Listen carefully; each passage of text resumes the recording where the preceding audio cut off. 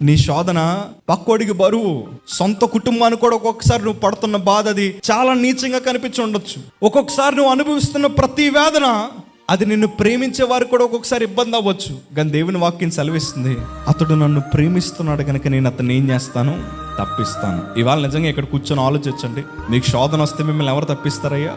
ఉన్నారా? ప్రాణ స్నేహితుడు ఎవరన్నా ఉన్నారు తప్పించే వాళ్ళు? వీళ్ళు ఉన్నారండి. నాకు సడన్గా ఇప్పుడు ఏదన్నా శోధన వచ్చినా వెంటనే తప్పించేస్తారు, నాకు సడన్గా ఇప్పుడు ఏదన్నా అయినా వెంటనే వారు నాకు మంచి పరిష్కారం చూపించేస్తారన్న వాళ్ళు ఎవరన్నా ఉన్నారంటే ఎవరు ఉండరు. ఎందుకంటే అది నా అనుభవంతో చెప్తున్నాను. శోధన రాగానే మనుషులకి మనం ఏమైపోతాం తెలుసా? బరువు అయిపోతాం.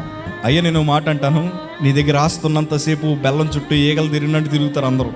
అన్నీ ఉన్నప్పుడు అందరూ ఉంటారు, ఏవీ లేనప్పుడే కొందరు ఉంటారు. ఆ కొందరు ఎవరో తెలుసా? నిన్ను కాపాడడానికి దేవుడు పంపించిన మంచి మిత్రులు అవ్వచ్చు. ఆ కొందరు ఎవరో తెలుసా? ఆత్మీయతలో బలంగా ఎదుగుతున్నవారు అవ్వచ్చు.